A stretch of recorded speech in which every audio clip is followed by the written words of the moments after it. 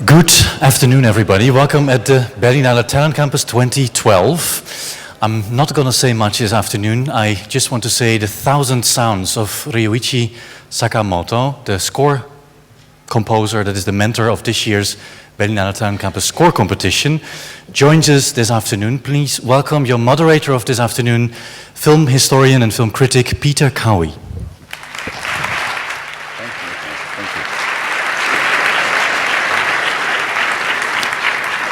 Hi. Good afternoon. Our guest today is one of the most distinguished film composers at work. Ryuichi Sakamoto came to prominence in 1983 when he did the music for Merry Christmas, Mr. Lawrence, starring David Bowie, directed by Nagisa Oshima. And a few years later, the producer of that film, Jeremy Thomas, commissioned him to do the music for Bertolucci's epic, The Last Emperor.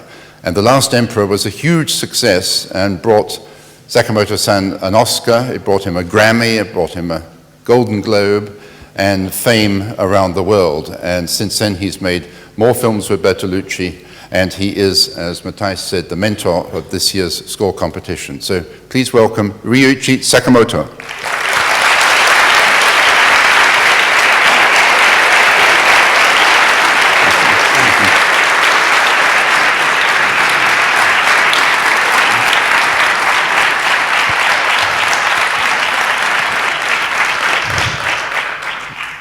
First of all, I have to apologize that I got a flu, so my voice is very strange, and I had to cancel the Q&A session earlier today.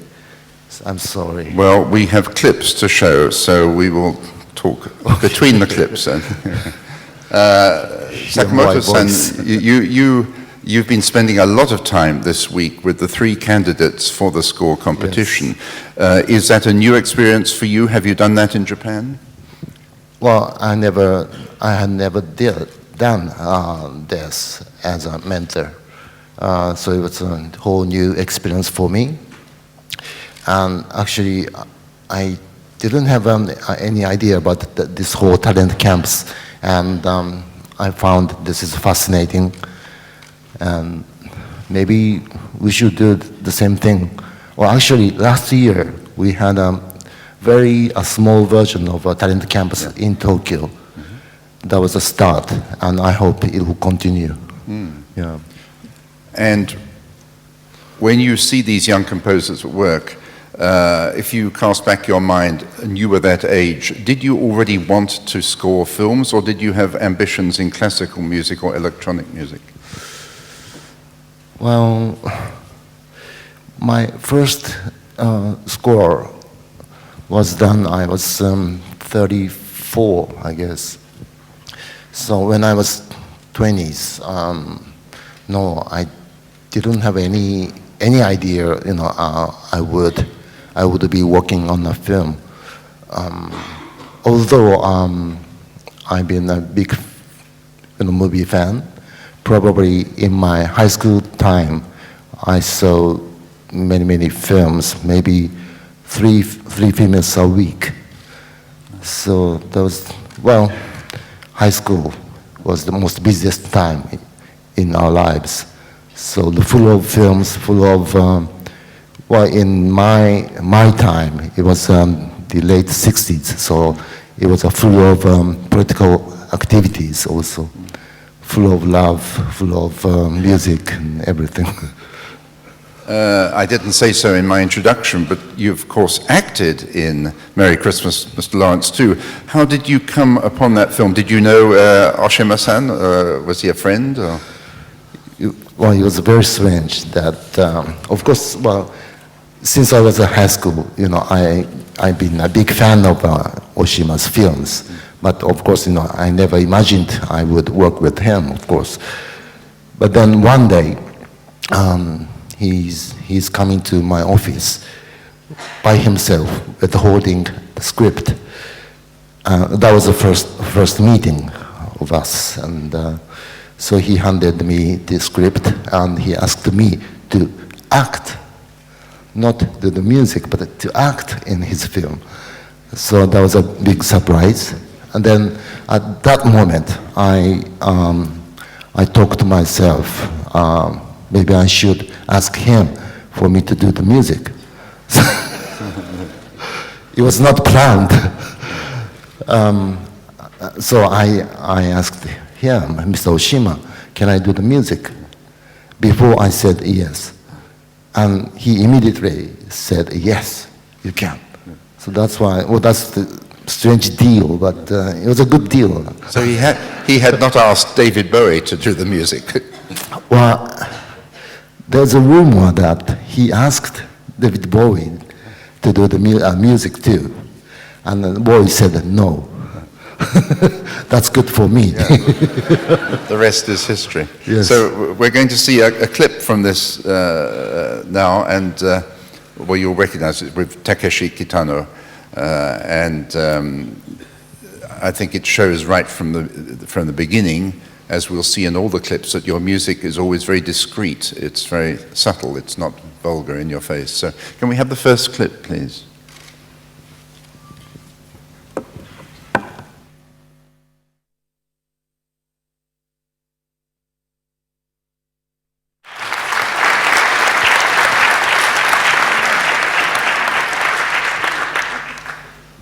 So how long? Hello. Hello. Hello. No. How long a time did you have to compose the score for Merry Christmas? I mean, did you see a rough cut of the film and then have some weeks? Yes. The shooting went first for maybe 3 months in Rarotonga Island and New Zealand, and then came back to Tokyo and saw the rough cut, and I almost fainted onto the floor because my bad acting. No.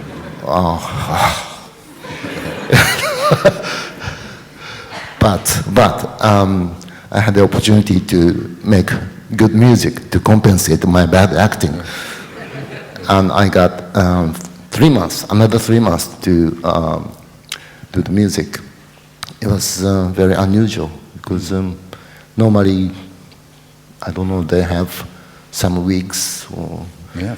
in old days in Japanese film industry, you know, the composers had only 2-3 days to do the music.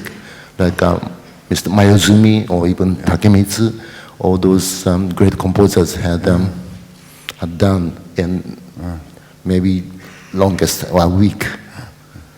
Hearing that music again reminds me of how popular that was. That went round the world, that theme tune. How much pressure is there in general from producers and directors on you as a composer to produce a theme tune that can really become famous around the world and help the film? Well, at that time, I had no idea. Of course, I had no idea that theme music is going to be popular. So I had no pressure.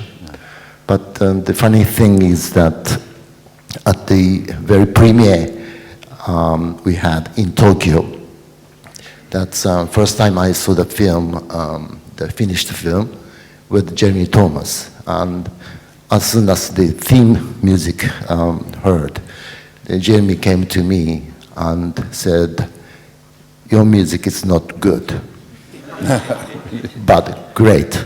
Oh, fantastic. Yes, he's... Well, clearly he became a fan of yours, because when The Last Emperor was being put into production, I assume that as a result of Merry Christmas and your relationship, he commissioned you to do the score. I believe so, yes. And can you tell us a little about Bernardo Bertolucci, because Right. he's one of the great directors, and what's it like to work with him?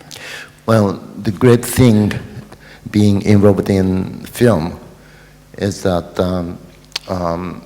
we can be introduced to great people. So actually, I was introduced to Bertolucci by Nagisa Oshima in Cannes, in a very noisy, big party. That's before Bertolucci started shooting The Last Emperor, some years before. And he was passionately talking about The Last Emperor to me. And also he said to me, the love scene between myself and David Bowie in Merry Christmas, Mr. Lawrence was the most beautiful love scene in cinema history. So I don't think so, but so I'm shy. But you know, he didn't say a word about for me to be involved in The Last Emperor at that time. But probably 1 year later, I got a phone call from Jeremy and come to China. His email or his message is very simple: to do this, that, go there, come to China. So I had to go to China next week to join the shooting of The Last Emperor, and they already started the shooting in Beijing.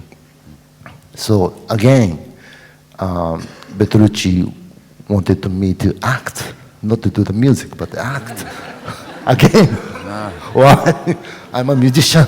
So I'm ready to work for music, but you know, I didn't have any training of acting at all.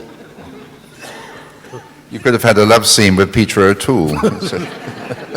That would be great. Beautiful guy, Peter O'Toole. Yes. Wow. Lawrence of Arabia. Yes, Lawrence. And this is a film of almost 3 hours. There must have been a lot of music, so it must have taken more time than usual. Yes, and also Bertolucci asked me, and talking about the music, and David Byrne and Konsu, the Chinese composer Konsu. But Konsu's pieces of music were already used in the shooting, for the shooting. Okay. So it was already written. Right. And Byrne and I were working totally separately. So at that time we didn't meet, we didn't work together. So we delivered music to Bertolucci separately, and it was totally Bertolucci to design the music and everything. And probably I delivered 45 pieces of music for him, and he used only a half. And I didn't know where the rest of the music went. Do you insist on conducting and recording the music yourself with the orchestra, or do you leave that to an orchestrator? I normally, yes, record by myself and conduct the orchestra. Well, we have a clip from The Last Emperor. I hope it's your music and not David Byrne's. It's the scene where Peter O'Toole says goodbye to the Emperor. The Emperor is surrounded by all these soldiers, and he's got a tennis racket in his hand, and he has to go. So let's see it, and then you tell us afterwards. If it's Can we have the next clip, please?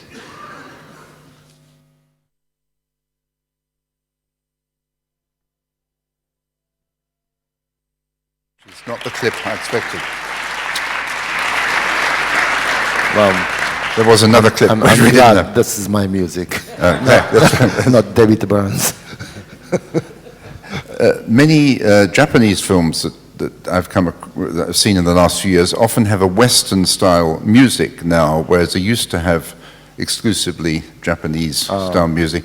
Do you find that the influence of Western music has percolated into Japanese cinema much more? I don't know. Well, I'm not sure about the definition of Japanese and Western, but how do you think about the music in Kurosawa films? For example, Kurosawa told me that he'd been influenced by John Ford's music. Yes, yes. And so in some of his epic films, the music is faintly reminiscent of that sort of Western style. Pre-Western. It's a mixture of Western and... Still, there's some Japanese-ness in the music, but you're talking about the more recent Japanese films, right? Yes. I don't know much about No, the popular ones, well... I don't know. Well, can we jump to Black Rain, where we don't have a clip from it? It's a film by Ridley Scott that you did the music for, Black Rain, right? And that is a kind of Eastern-Western, in a way, Eastern-Western gangster story.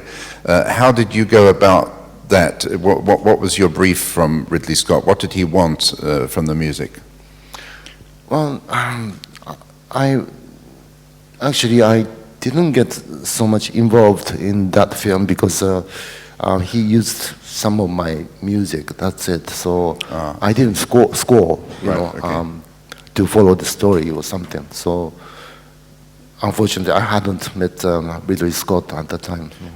But this has worked very well for you because in Babel of Iñárritu, we all think that this wonderful music in the Japanese segment must have been composed by you for the film, but you told me actually it was already in existence. You'd already... Iñárritu used my existing piece of music at the end of the film, but we had a conversation, long conversation on the phone before that.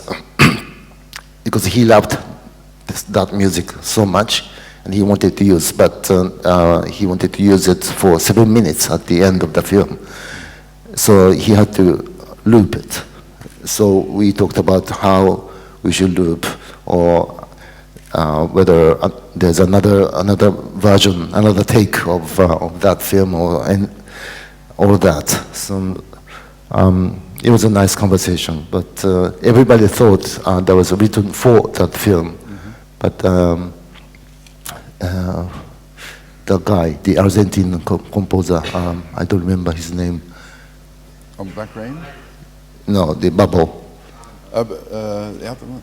I can't remember. Gustavo, yeah. That's right. Iñárritu actually joked Gustavo he should give me a half of the Oscar. Yes, that's right, that's right. Yes. But they also...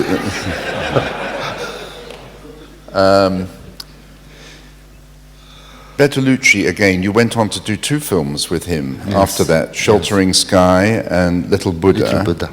We have a clip from Sheltering Sky in a minute, but did you go on location in Morocco, I think it was, or Tunisia, where they shot there? I wish I could, but no, I didn't.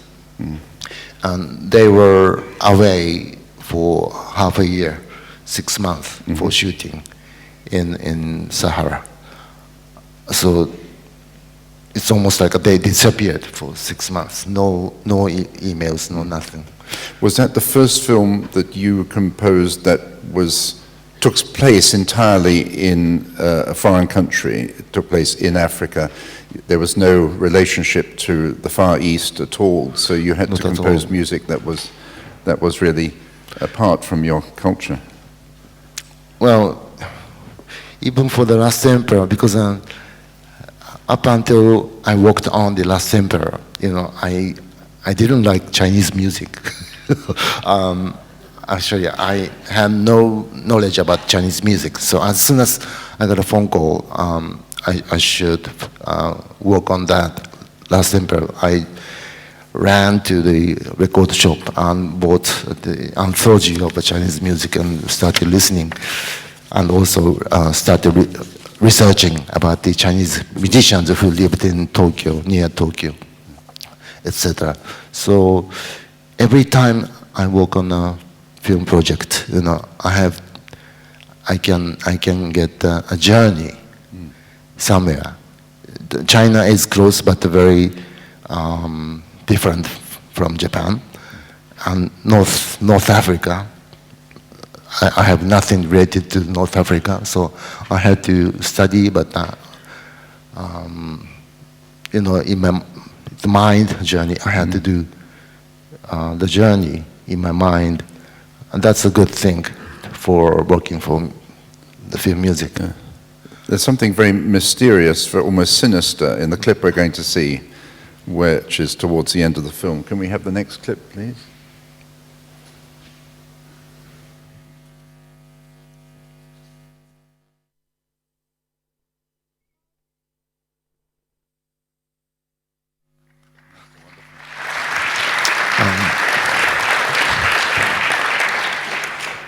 that's almost like a Bertolucci's composition, because that cue is I wrote for completely different scene.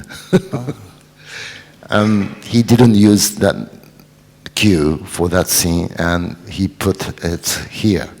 So every time I go to see the premiere of the film I worked on, it was so, heartbreaking, stressful. It's not good for my heart. Because directors easily chop the music, of course, and place differently or shift some seconds. One before The Last Emperor, Bertolucci again shifted my music. I'm fanatic about the synchronizing, so I talk about millisecond, of course. Then he easily shifted like a few seconds. So probably some of you recognized the fortissimo when the door opens of the gate. Little synchronization is little shifted probably. So that moment I remember, that's what he did. He destroyed my beauty of music. But it's interesting that even when John Malkovich is roaring and screaming, you still have this ominous bass line of your music in the background, which is very effective because it gives it another layer. Really. That's effective. That's also Bertolucci did. He took some organ, the bass sustaining note from somewhere else, and he designed it. Actually, he's very, very musical. He's a musical man. He must be, Yes. And of course, he's Italian, and he grew up with operas. Yeah. So, and also he said to me once, the very interesting thing that his camera movement is his melody. So, okay, so that was a big hint for me. Yeah. So the scene right before we saw is Malkovich is dying, and it was a very subtle and quiet scene in the room, and suddenly, well, it's very subtle, but the camera started, getting closer to John Malkovich. Very subtle. Maybe it takes 2 minutes to get close. And at that moment, I recognized, camera movement is director's eye, his vision. So since then, I try to get along with director's eye, director's vision, director's perception. And that was a big hint for me for scoring. This is the first clip we've seen where there's an almost symphonic.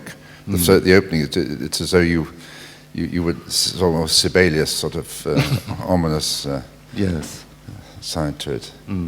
And the next film you made with him was Little Buddha. And strangely enough, the star of that film, Keanu Reeves, will be sitting where you are tomorrow. So we have him here. And actually, Gustavo Santaella was also here, but 2 years ago, I think. Oh, really? Yeah, he was mentor of the score competition 2 years ago. So there are links. Did you go on location with Little Buddha too? Again, no, I didn't.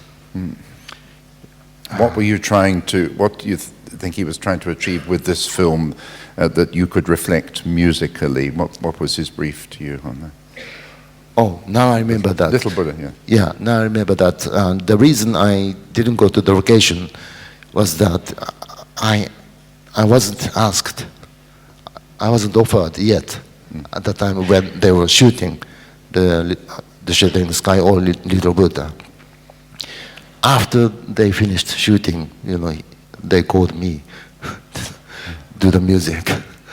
So I wish I could be there, but I couldn't. But anyway, Little Buddha. The first thing Bertolucci requested me was write the theme of incarnation. Siddhartha. Yeah. What? Okay. So I came back home and started reading the Buddhism books, and because I had to get some picture, some idea about what Buddhism is about, of course. But it's difficult. So I was struggling, and then finally I got some motif, and I sent it to him, and he was not sure, but at the end, eventually that became the theme of Little Buddha. Can I ask you how you actually work? I'm sure a lot of people here will be interested to know how you work. Are you a morning person? Do you write during the night? Do you write for hours at a time? Do you write, or do you do short spells of composing? Well, for instance, when I was struggling to get the theme of incarnation, I tried not to get close to my keyboard. I was looking at the keyboard from very distance. Sometimes, I was lying down. Well, of course, I used to be a night person. I used to get up until 7 in the morning. Now I'm a morning person. I get up 6:30.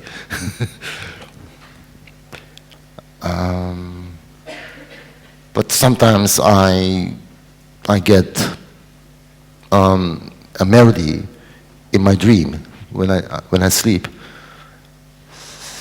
So I have to wake myself up, write a note. Go back to sleep. Go back to sleep, and in the morning I look at my notes. I can't tell what it is. It's gone. Well, Ingmar Bergman said once that he thought of things in the night, and he woke himself up and did exactly the same as you, makes notes of a dream he had, and then went back to sleep. Right. We, in between, just about this time, or a little earlier, you were asked to do the theme song for the Barcelona Olympics. Ah, yes. Which, on the face of it, was a huge challenge, I should think. I mean, what did they ask you to do? Did it have to last a certain number of minutes? And was it played not just at the opening, but was it played in the months afterwards a lot? Or? Yeah. Generally, I don't like those sports events, so I said no first. Then the 3 producers from Barcelona came to see me and begging me, and I thought they were very interesting. And of course, Barcelona is a very artistic, beautiful city. So I went there and I carefully listened to their ideas. And the good thing is, well, I don't know if it's good or not, but they asked me to write sort of a history of Mediterranean culture, civilization, for 30 minutes. Well, I'm a man from Far East. nothing related to Mediterranean or Greek or Roman culture. So I liked that. I'm happy about that. I admire their braveness or courage to ask a Far East composer to write about the Mediterranean civilization for 30 minutes. So I made a big effort to write that piece. 30 minutes are long. 30 minutes? Yeah. Long, yeah. So it isn't just one song, it's presumably one piece, yes. One long, sustained piece. And we recorded, and also I conducted at the opening, the Olympics. Yeah.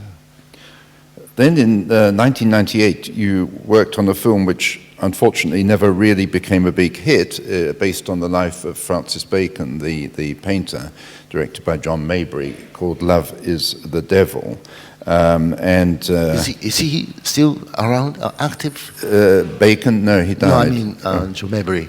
Yes, Not Maybury is. Bacon. Yes, Maybury is. Yes, he Yes? is. He is. Yes. Oh, good. Yeah, Good, he's still good. around, but hasn't really made the breakthrough to Oh, okay. be. He and I were on the same poster, or same picture, photo. He was hanging in the clubs, early 80s in London, and we were there as a Yellow Magic Orchestra. And at that time, we had a lot of makeup on. He was so beautiful, and I don't know, I'm not sure I was beautiful, but I had enough makeup. that was at the time of a New Romantics. Do you remember? The early 80s. that was John Maybury. He was next to me. And of course, Bacon, his paintings are very, in a way, aggressive and violent, contain violence. Did you try to reflect that in your music? Did you try to reflect his world? Yes. But,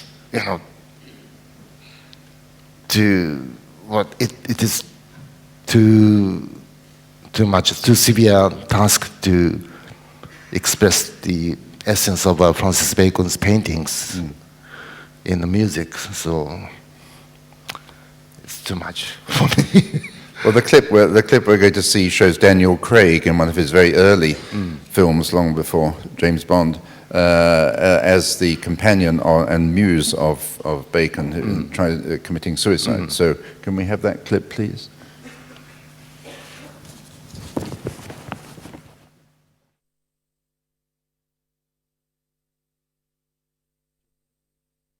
Requested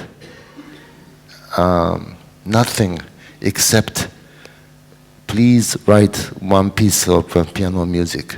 That's the only request from him. One piece of piano music. That's the only request from John Maybury. Rest of it, was completely free. So it's totally, it's like my own solo music. I worked just by myself. No other musicians also. It's very lonely. Is the piano your favorite instrument? Or do you have a favorite instrument? Well, piano is very close, since I was 3 or 4 years old. So it's part of my body, It's not more than favorite. It's a modern instrument, it's part of myself. Okay, ready? If we have problems, just don't worry, we can go on talking until you've got it right, but you can hear me, but I can't hear you, so I don't know. Do we have any? Do we have any problems back? Can you? Okay, one moment. One moment. Did you use shamisen or any of the Japanese instruments? Not in this film, but I mean, do you in your scores? Do you use some of the? I have actually. Maybe Japanese we will talk flute. it later, but I have used Japanese traditional instruments in Harakiri, my latest work. Yeah. Right, so we'll see that later. Yeah. Okay. But Okay. for Yes. this Love is the Devil, I used the sound of my mouth. Actually, do you know the Japanese very crunchy rice cracker? Yes. I like those with sake. I was eating and recording. Yeah, okay. Almost inside, putting the mic inside. Maybe you will hear it. Maybe. Okay. So if you're ready, we can have the clip, please. Just ready now. Yeah.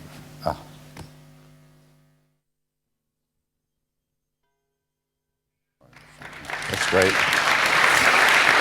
Good. I love it. Yes. It's good. What is the high tinkling bell-like instrument? Synth, maybe.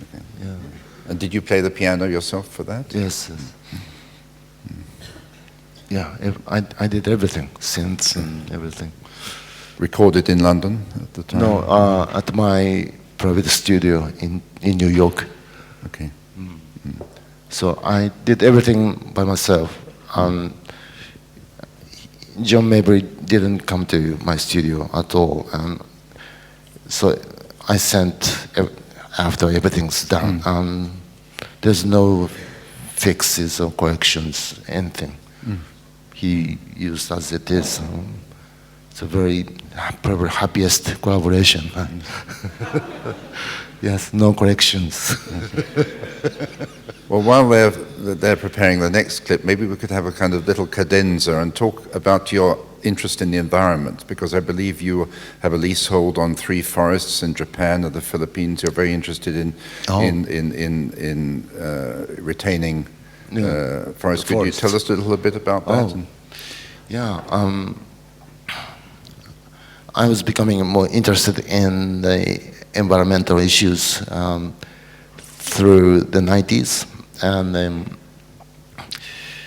so I've been trying many different ways to fix the problems. But of course, just a man can do it. It's very limited. But anyway, we found the company called More Trees, because in the world needs more trees. And it was 2007, 5 years ago. And the past 5 years, we've got 9 forests, More Trees forests, our forests in Japan, and 1 in Philippines.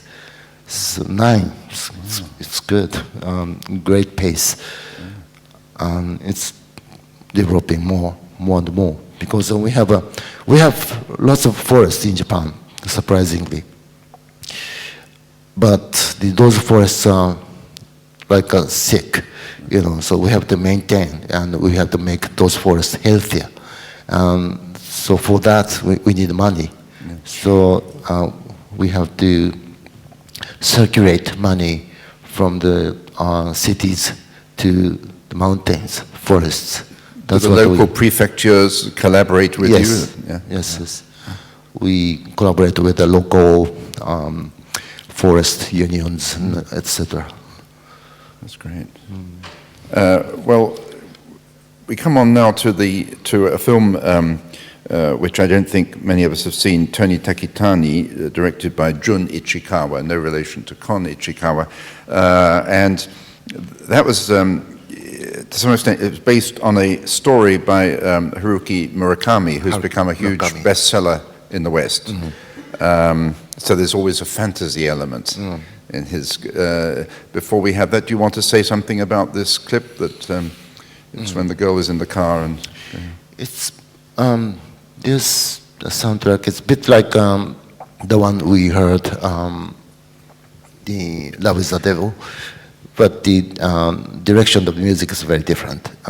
But this one is also done by myself, and a very intimate situation, because we didn't have much time and the budget for the Love Is Devil. It was almost none. Maybe I got $1. That's why you played the piano yourself. Yes. This one is also very, very cheap, incredibly cheap, almost nothing. Also the Barcelona Olympics, I got $1. Yes. But it's me.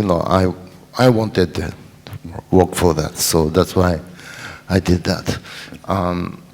So very cheap, low budget, no time. So, like Miles Davis did, I played the piano while looking at the footage.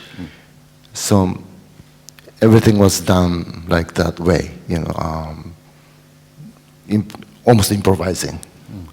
Of course, I took several times, but maybe it's done within 1 day or 2 days. 1 day. Yeah. Yeah.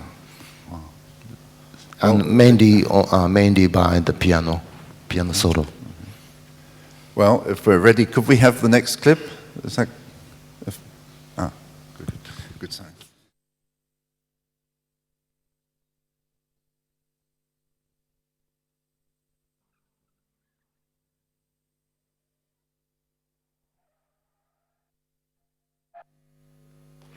Wonderful.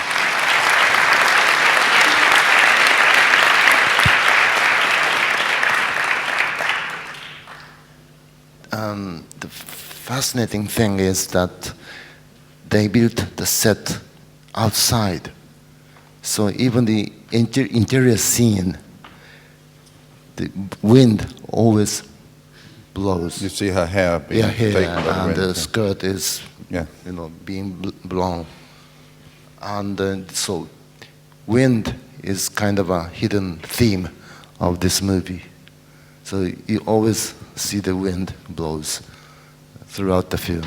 There's a wonderful rubato you have in that, playing that. It's so poignant. It's so melancholy. Yeah, in a way. because I was looking at.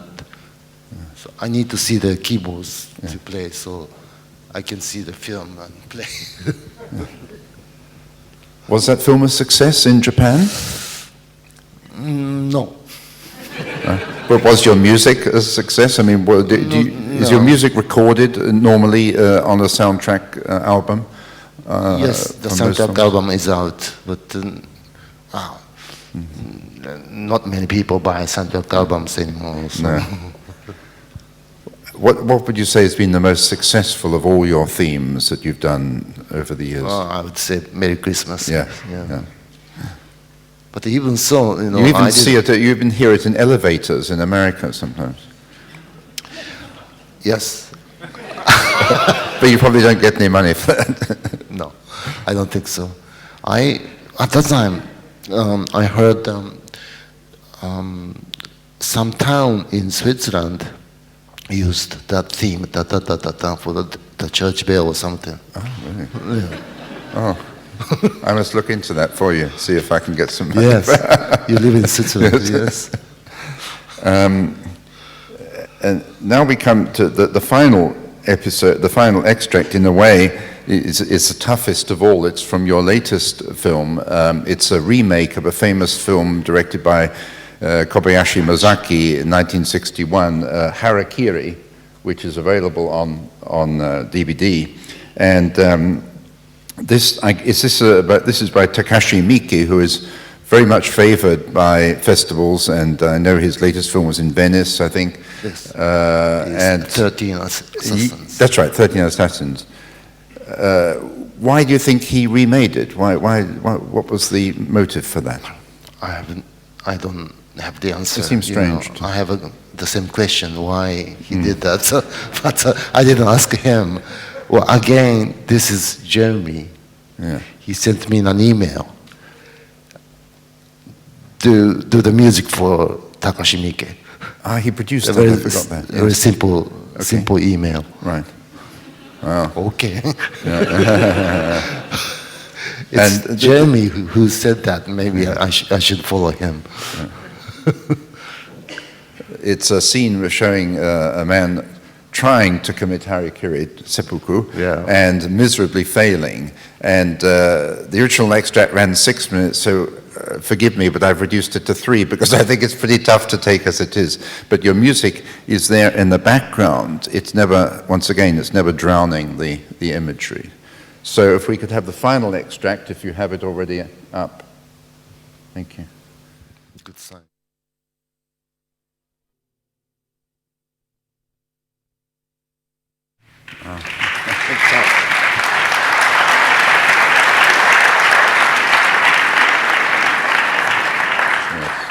That has not come out yet in Japan. It's not released yet, this film?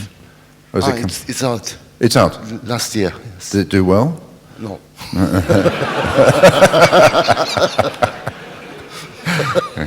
And what have you got, just before we open it for question and answer, what's your next project? What's, you're working on a film at the moment? Soon, yes, I'm going to work on this film called When the Wind Blows, which is originally an animated film done in UK in the 80s. And David Bowie sang the theme song for that. Yes. It's about the Cold War. Right. Yeah, Okay. after the Cold War, Right, the animation film. And the Japanese film director Koji Wakamatsu Oh, wow. is going to remake it, but adapted to the situation of Japan, Fukushima. Not the Cold War, but the nuclear plant accident. Right. Okay. Yes. So I feel I should do it. Yes, of course.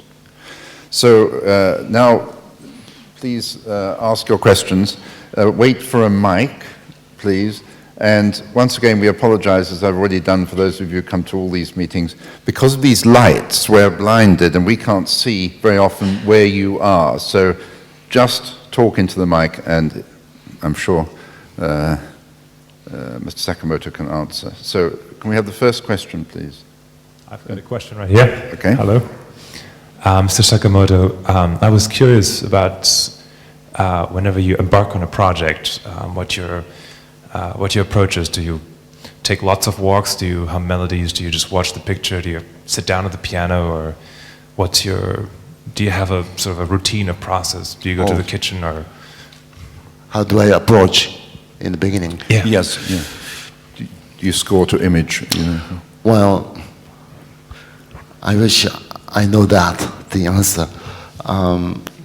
If there's any method or how to, I would jump onto that.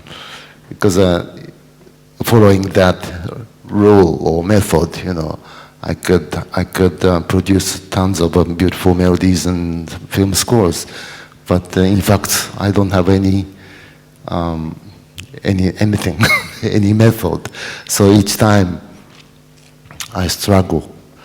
Sometimes going to the kitchen, drinking lots of coffees and teas, champagne maybe. Take a bath. But yeah, but naturally, because you know, I have lived with the piano for such a long time. So yeah, eventually I go to my piano and just start playing. Of course, you know, I read the script and maybe the books or getting information, all that. But then, more or less, I play the piano. Yeah. Another question? Hello, Yeah. Mr. Sakamoto. I'm up here on the balcony. Hello, up here. I don't, okay, it's we difficult can't to see, so don't worry. Anyway, my question is, I know you're famous as being a film composer, and I appreciate also your work as a piano player, composer, and I've heard some records. And I wonder, what is your main source of income? How do you make a living, like over the last... if you look back on your career, is it your main source of income the film composing or other stuff? How does it get together?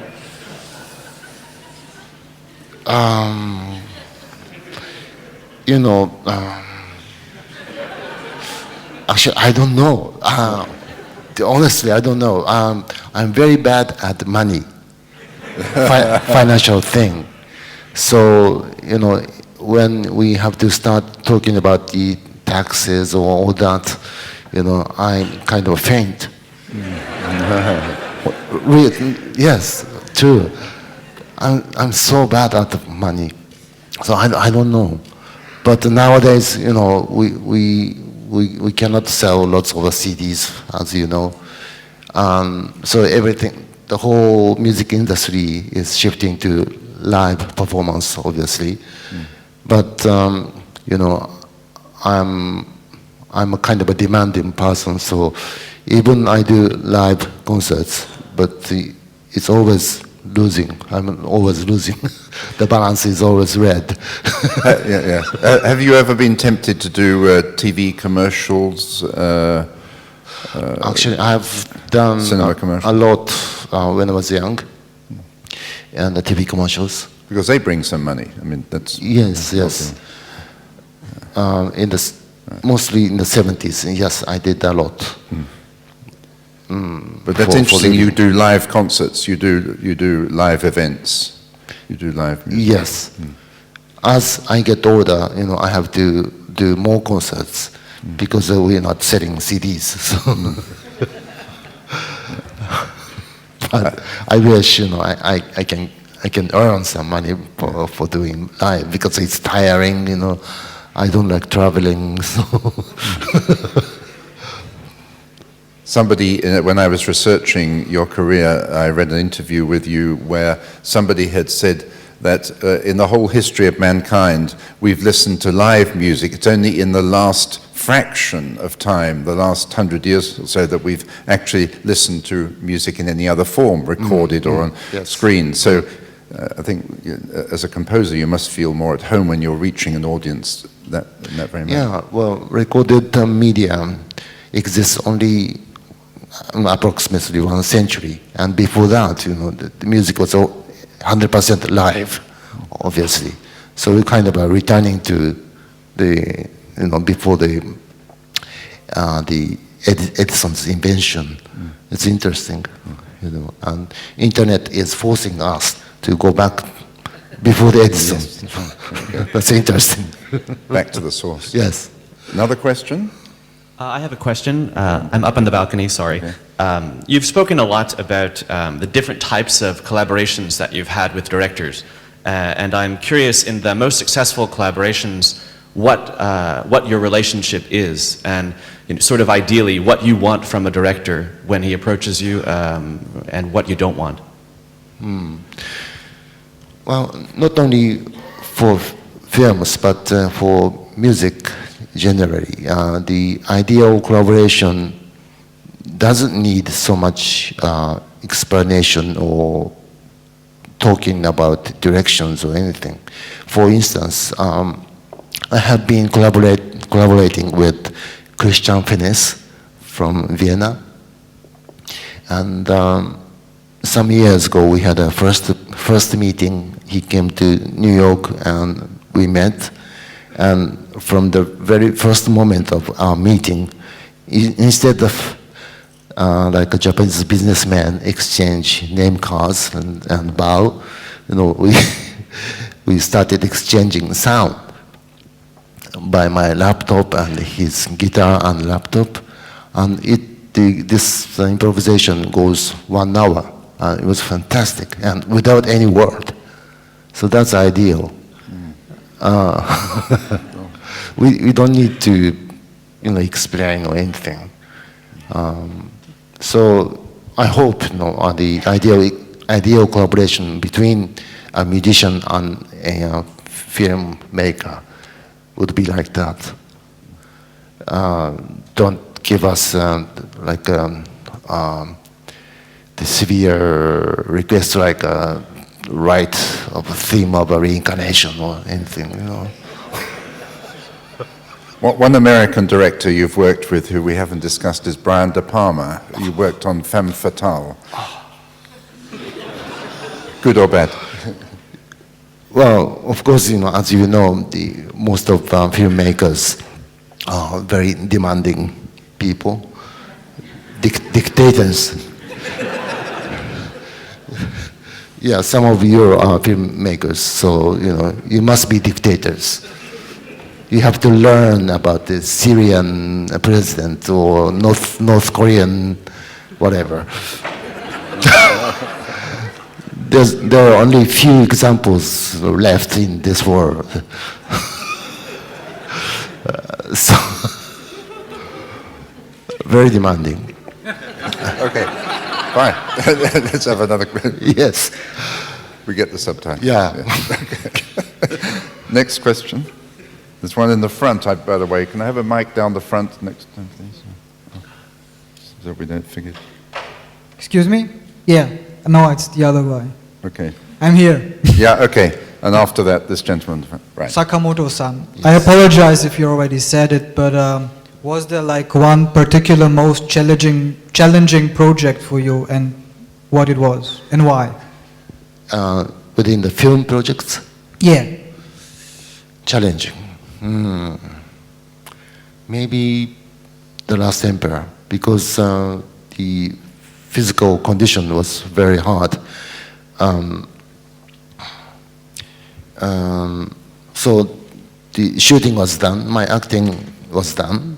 Then maybe 6 months later, I got another phone call from Jeremy Thomas, do the music. Okay, so I have to cancel all the schedule, my schedule.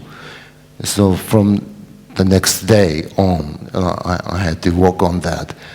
So I asked Jeremy, how much do I have? And he said, 1 week. So now probably 1 week is impossible. So give me 2 weeks. And he gave me 2 weeks.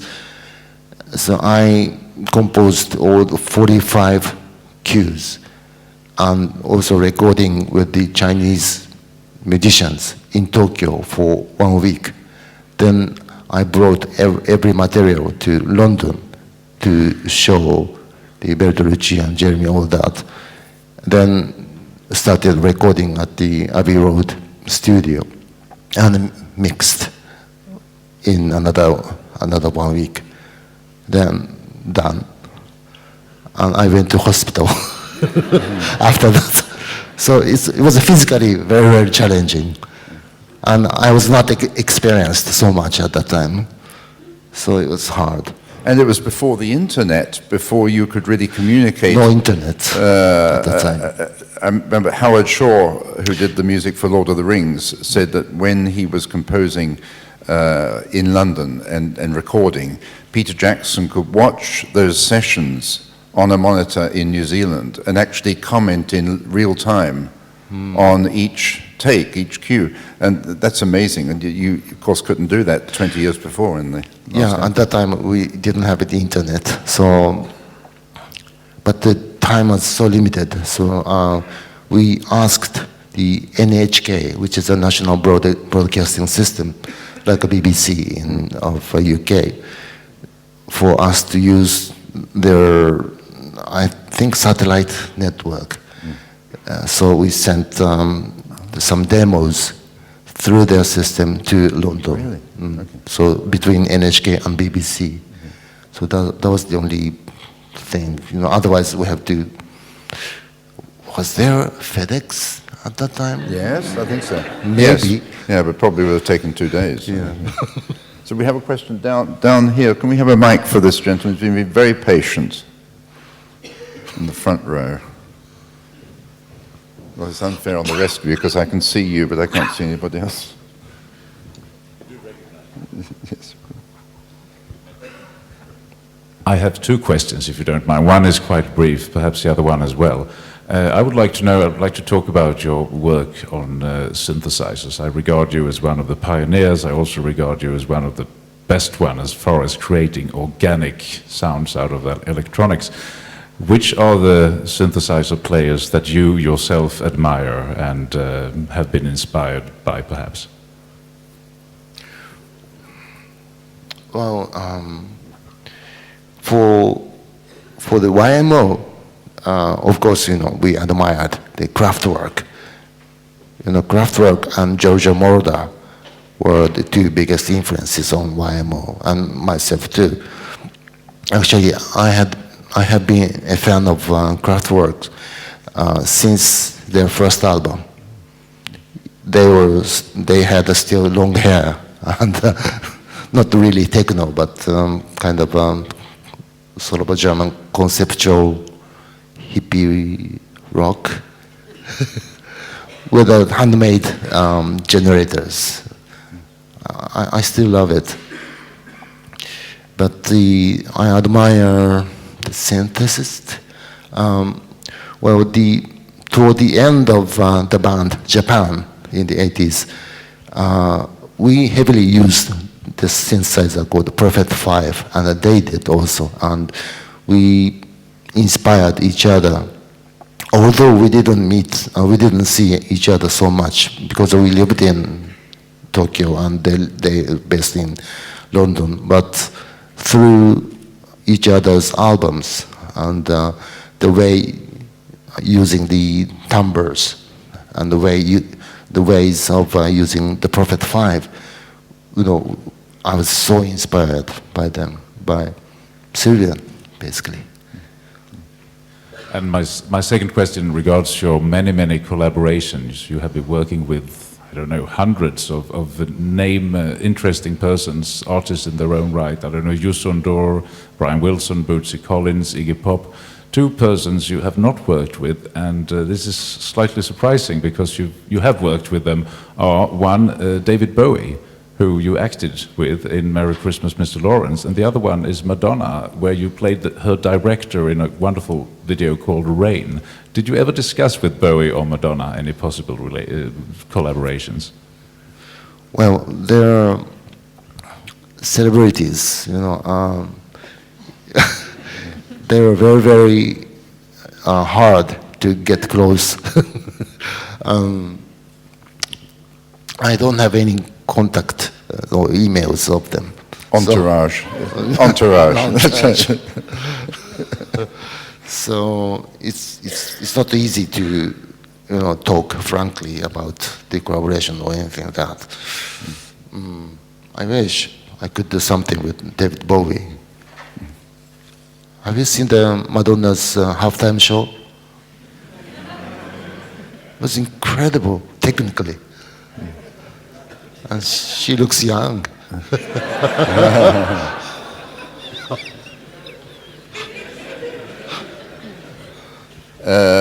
Speaking of techno-pop, you formed a Yellow Magic Orchestra with some friends, colleagues. Yeah, you want to tell colleagues. us about this?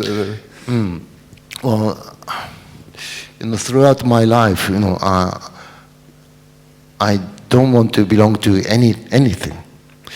Like, usually in Japan, Japanese schools, elementary schools, teacher ask children to write about the occupations, jobs, or whatever they want to be. And children usually write a pilot, or prime minister, or doctor, a father. And I remember I wrote none. Because I couldn't imagine, I would be something. I would be working for somebody or something. The freedom was very strong on me. I want to be free. I want to be myself so strongly. So for music too, I didn't belong to any band or anything. So the YMO is the first and the only band I belonged to, because I respected those two musicians so much, and I wanted to work with them. That's why. In New York, was that? No, it was formed in Tokyo. Okay. A long time ago, 78, 79, something like that. Another question? Yeah. Microphones, that's being passed to you. I work for a documentary film festival here in Berlin called Globale, and we got a couple films in about the Fukushima story, and very low budget, DIY sorts of things, but showing that there's a rise of consciousness and activism happening now in Japan. And I'm just wondering if you could talk about if people are starting to look at the arts and culture in a way to speak out about issues, very urgent issues like the nuclear issue in Japan.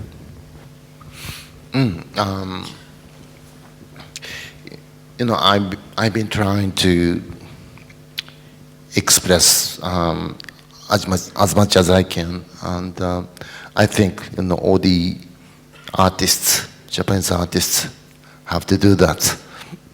This is the time they have to express their voices. As probably you know, there was almost nothing, no activities the past 40 years since the late 60s in Japan. I was active, I was high school, but I was on the street, doing the demonstrations a lot. But since then, it was almost nothing. Then, boom, and the plant exploded. This is the time, because a part of my land, my country, is becoming Chernobyl. And so I said, Adorno said, writing poetry after Auschwitz is barbaric. I would say, keeping silent after Fukushima is barbaric. So, thank you.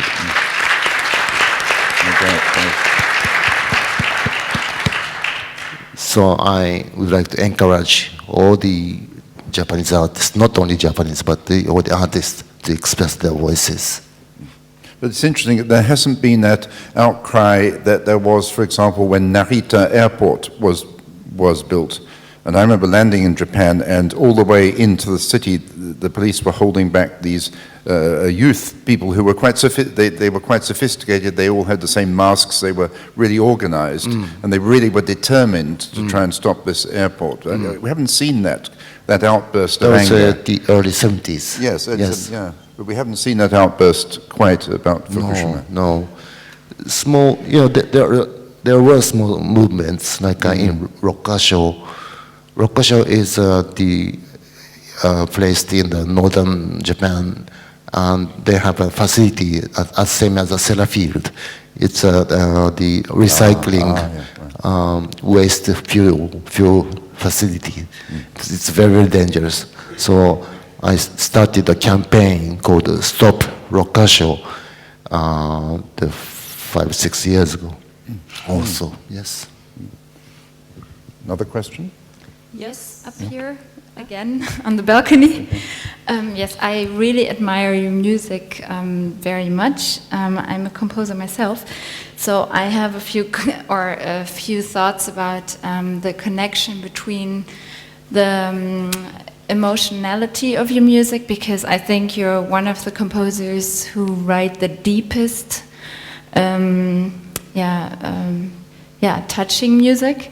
And I wonder how you do this. How do you protect yourself, or do you feel so vulnerable as your music, or and how you give yourself the space to compose it?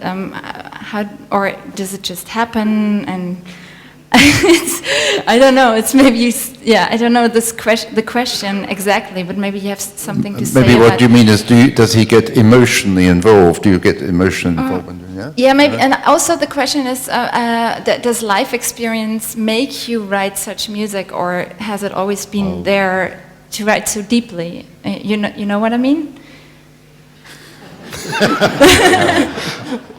Well, again, there's no technical training method for that. It depends on the quality of a person, I believe. I'm a very romantic and sentimental person. Right. Yes. For instance, sorry. Yeah, no, that's not what. No, I mean, how do you protect that you can do this so nothing?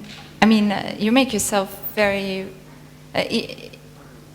vulnerable when you write this, and that you.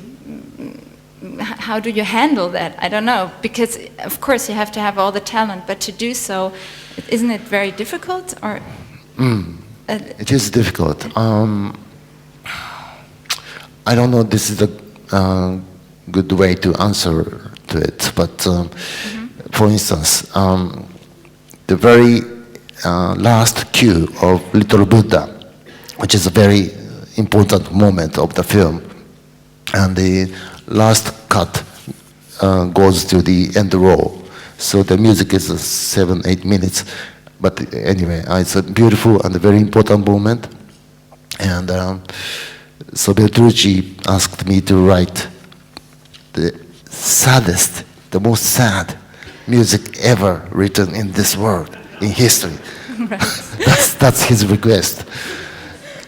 Oh, okay, sad music, right? And I wrote it. And I wrote the first try, and then he said, not sad enough. You know. Okay, the second try, this next day, you know, this is sadder. And he said, no, this is not sad enough. I need saddest music. Okay, I try.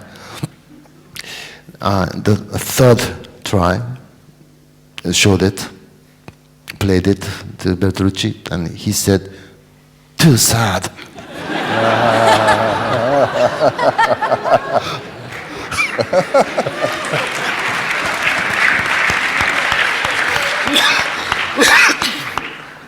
He said, too sad, and there's no hope in this music.